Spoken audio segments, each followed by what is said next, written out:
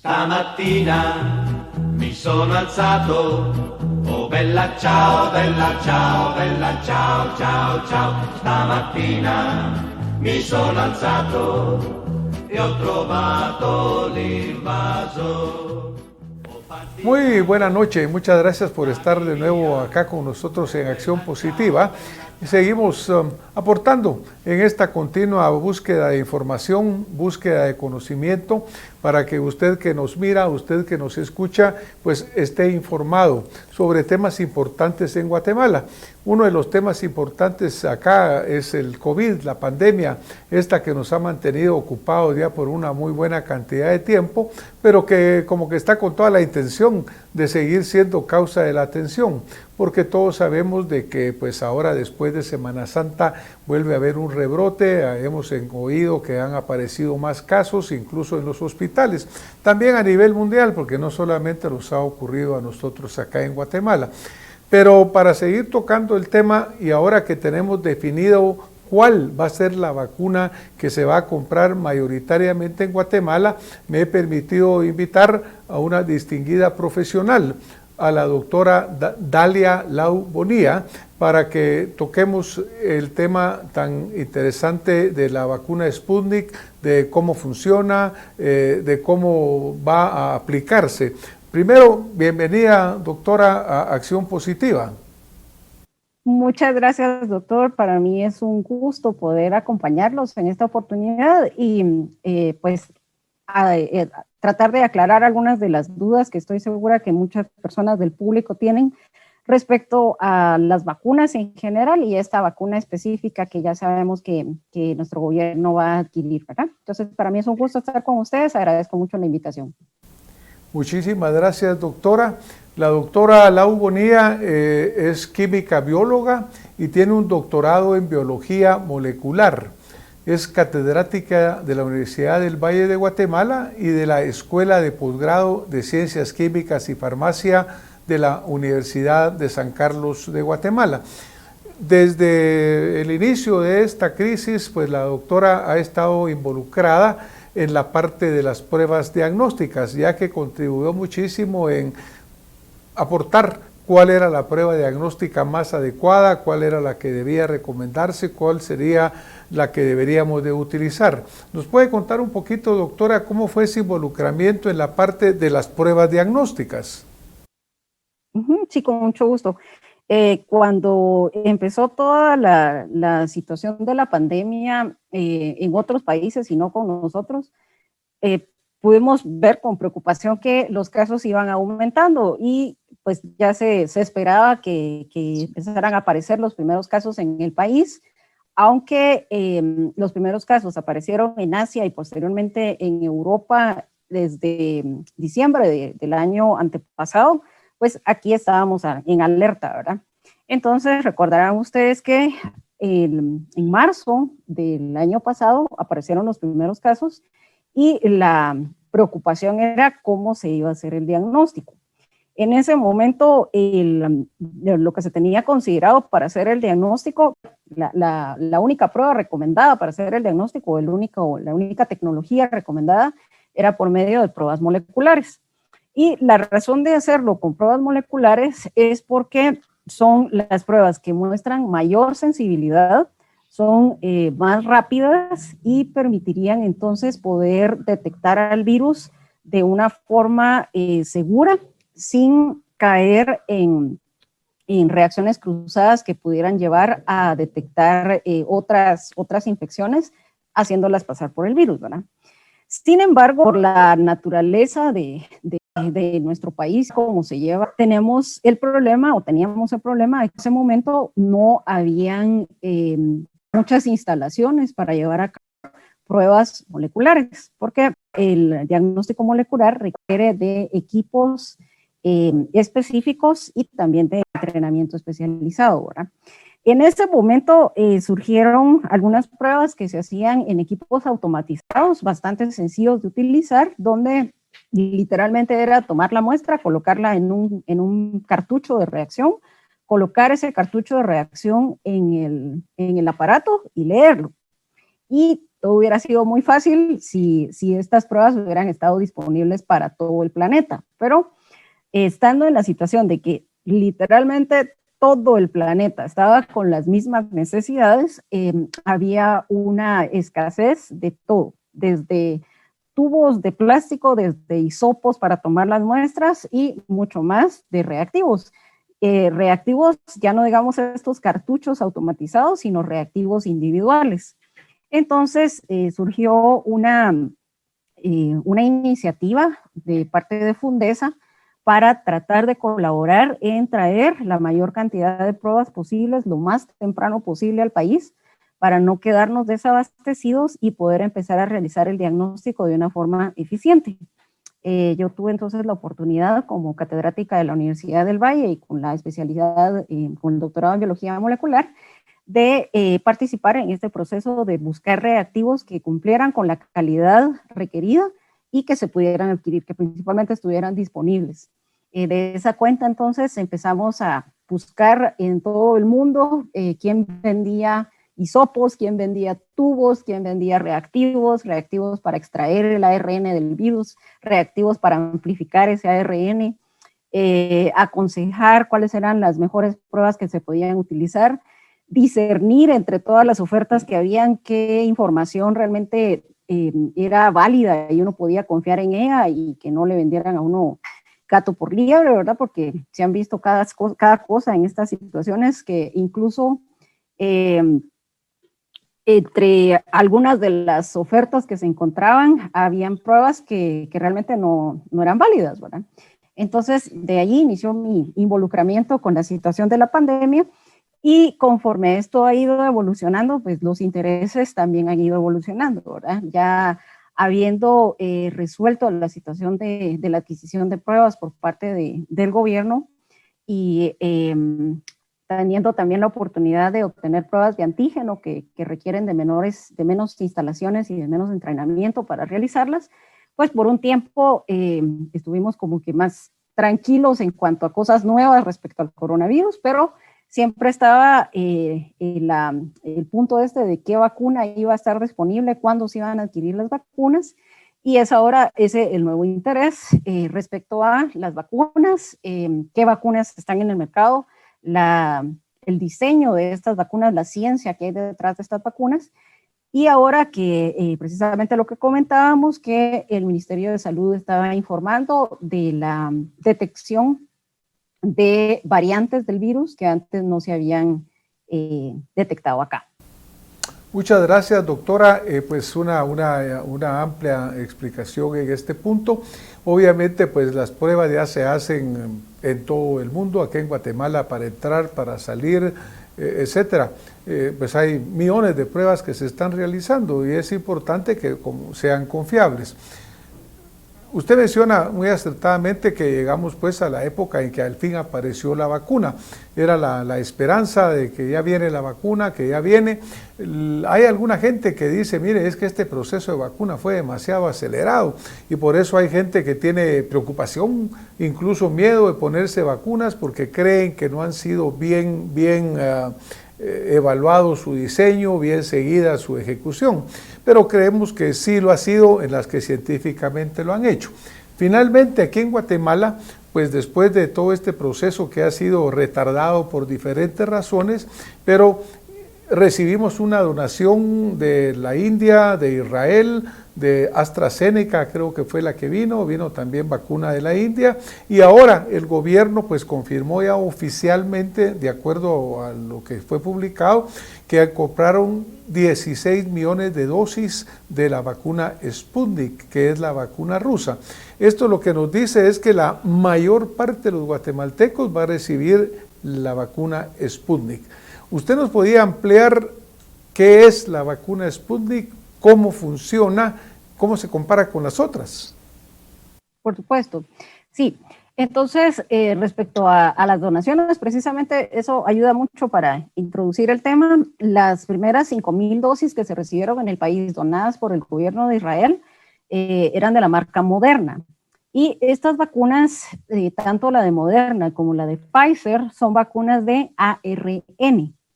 Eso es es totalmente novedoso en el mundo de las vacunas, porque no se habían utilizado vacunas con este principio. Sin embargo, como les digo, la ciencia detrás es una ciencia válida y estas dos vacunas son las únicas que están basadas en ARN. Luego, la siguiente donación fue la de India al donar 200,000 dosis de Covishield. Covishield es exactamente la misma vacuna de AstraZeneca, solo que es fabricada en India. Pero en términos de el tipo de vacuna, la fabricación de la vacuna, el principio de acción y todo, solo la localización geográfica de donde la producen es diferente, pero luego la de Covishield y la de AstraZeneca son exactamente la misma vacuna. Entonces, aparte de eso, se recibieron un poco más de 81,000 dosis de parte del mecanismo de COVAX, y estas que se recibieron también son de AstraZeneca, solo que producidas en Inglaterra. Entonces, en el momento en el país, lo que se ha administrado ha sido las dosis de Moderna, que son vacunas de ARN, y las dosis de AstraZeneca, que tienen otra particularidad. Estas vacunas también pertenecen a la nueva generación de vacunas en el sentido de que no son el coronavirus inactivado, que a eso tal vez está más acostumbrada personas que han trabajado con vacunas desde hace algunas décadas, con que se utilizan o virus inactivados o virus atenuados, pero quiera que no, el virus que causaría la enfermedad si no estuviera inactivado. En este caso, los virus que se utilizan para estas vacunas, y de este grupo están la de AstraZeneca, la de Johnson & Johnson, la rusa, la Sputnik, y una vacuna china que se llama CanSino, utilizan lo que se llama un vector, que es otro virus. En este caso es un virus inofensivo, se trata de un adenovirus, y para darles una idea, los adenovirus causan resfriados comunes. Todos hemos estado expuestos a adenovirus durante toda nuestra vida.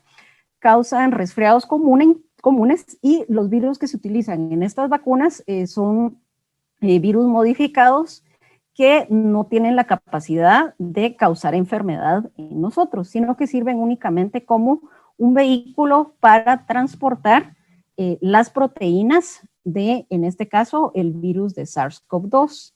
Entonces, estas 4 vacunas que les decía, la Sputnik, AstraZeneca, Johnson & Johnson y CanSino, las 4 están basadas en adenovirus.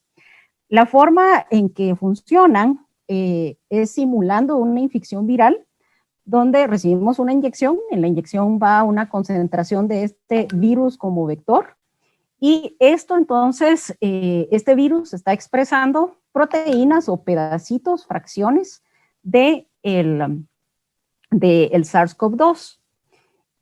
Nuestro sistema inmune, entonces, al detectar estos pedacitos de SARS-CoV-2, va a producir anticuerpos contra estos pedacitos, y algo mucho más importante, bueno, a la par de importante de los anticuerpos, es que va a generar células de memoria.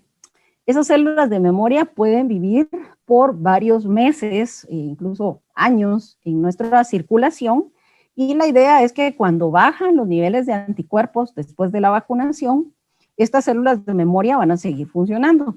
En el momento en que estuviéramos expuestos al coronavirus, al SARS-CoV-2, y nos infectáramos, estas células de memoria se activarían inmediatamente y empezarían a producir otra vez anticuerpos, lo que evitaría que esa infección avanzara en el cuerpo y llevara al desarrollo de un cuadro grave de la infección. Entonces, todas estas vacunas, tanto la de Pfizer, Moderna, como estas 4 que les digo que están basadas en adenovirus, son vacunas nuevas en la ciencia que está detrás de ellas, y que no se podrían haber producido antes porque están basadas en tecnología de ADN recombinante, pero son sumamente eficientes porque se están usando los fragmentos del virus que se sabe que van a inducir una respuesta inmune. Gracias, doctora. Entonces, cuando se habla de vacunas, se habla que tienen diferentes niveles de eficiencia o niveles de cobertura. se habla que con la primera dosis llegan a un 70-75%. Hay unas que solo son de una dosis, como la Johnson & Johnson, pero cuando se habla de la vacuna Sputnik, que es la que espera millones de guatemaltecos, se habla que llega a tener una eficiencia de un 95%, porque usa la primera dosis un mecanismo y la segunda dosis otro mecanismo. ¿Podía ampliarme un poquito ese punto? Primero, si ese 95% es lo esperado, lo cual pues suena muy bien porque es de las que más alta protección dan. ¿Y cómo es este mecanismo que usan en la primera y en la segunda, que refuerza la primera con la segunda? Sí, de hecho, algunas de las preocupaciones respecto al Sputnik era que no se habían publicado los resultados de la fase clínica 3, que son es la última fase clínica para que una vacuna ya pueda ser aprobada y salir al mercado. Sin embargo, en febrero salió la publicación de los resultados preliminares de la fase clínica 3 en la revista médica muy prestigiosa que es The Lancet. Entonces, de acuerdo a esos resultados, la protección que brinda o la efectividad que brinda esta vacuna es del 91.6%. Este 91.6% es asumiendo que la persona ha recibido las 2 dosis de la vacuna. Respecto a la protección después de la primera dosis, como usted decía, está alrededor del 74% para esta vacuna rusa. Ahora, sí hay una diferencia muy marcada de esta vacuna respecto a las otras, y es en el sentido, a las otras que utilizan 2 dosis, y es en el sentido de que todas las otras, la primera dosis y la segunda dosis, la composición de la vacuna es exactamente la misma. En este caso, la primera dosis de la vacuna rusa es diferente a la segunda dosis de la vacuna rusa. Entonces, cuando decimos que el gobierno de Guatemala adquirió 16 millones de dosis, realmente son 8 millones de la primera dosis y 8 millones de la segunda dosis. Entonces, con eso van a estar vacunados 8 millones de guatemaltecos, ¿verdad?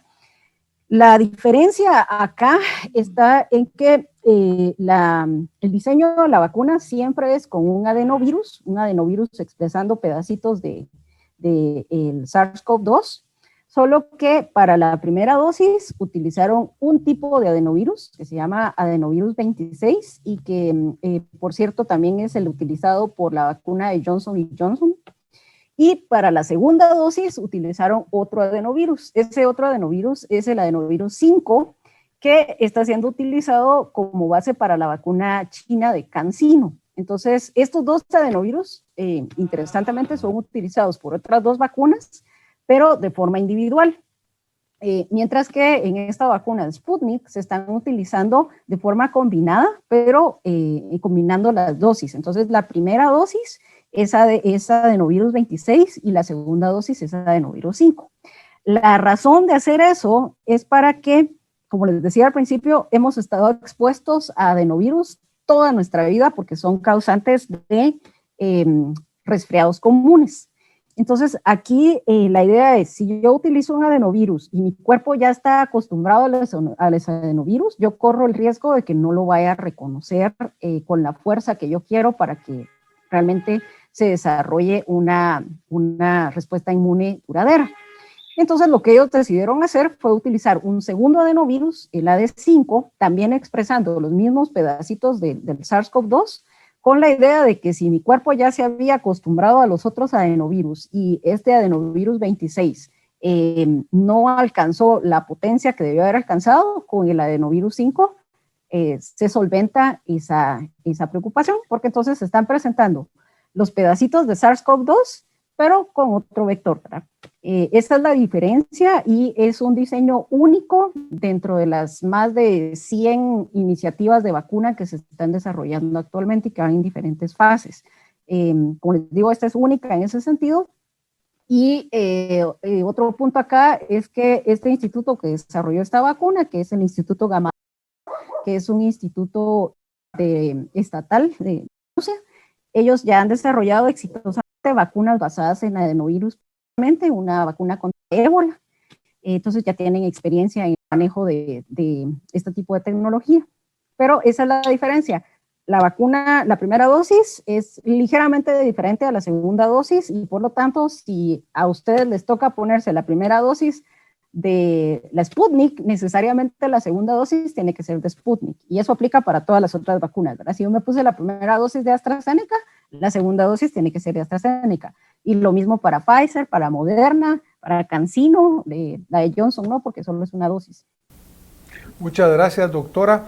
Mire, por ejemplo, obviamente cuando hablamos de lo que está sucediendo en Guatemala, pues hemos visto que las donaciones que recibimos, la compra que se hizo de COVAX, fueron más o menos unas 280,000 dosis.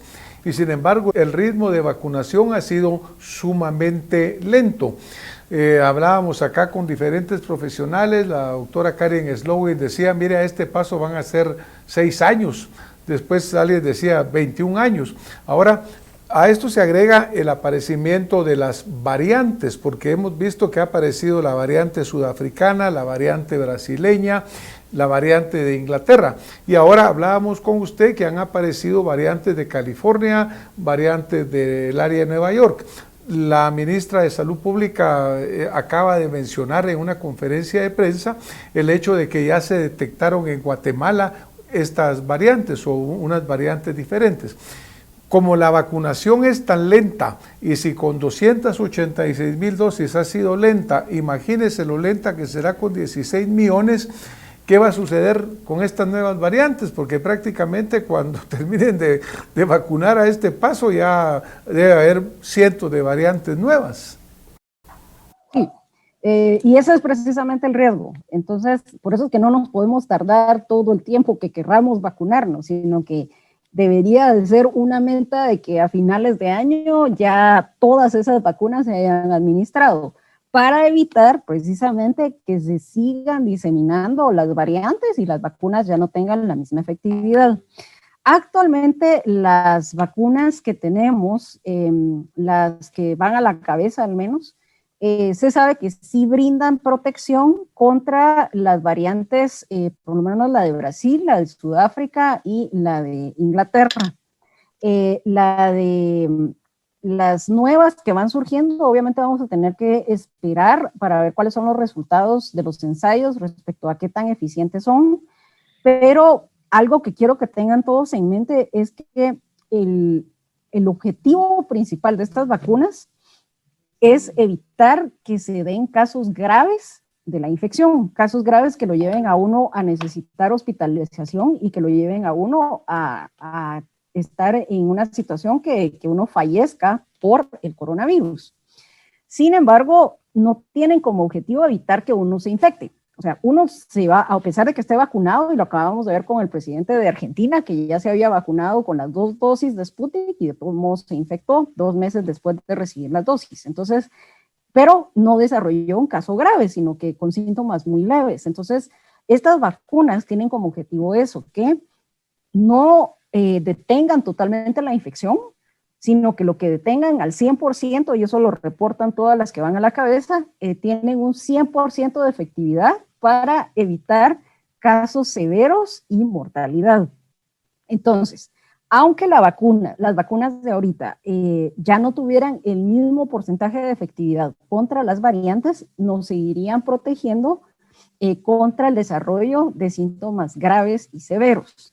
Claro que eso no quiere decir que nos podemos tardar 6 años en vacunar a toda la población, ¿verdad? Sino que tiene que seguir la misma meta de que a fin de año, a más tardar, todas esas dosis deberían de ser administradas, porque con esas dosis, con las 8 millones de personas vacunadas con la Sputnik, más las que vengan del mecanismo de COVAX, se va a lograr alcanzar por lo menos un 75% de la población mayor de 15 años vacunada.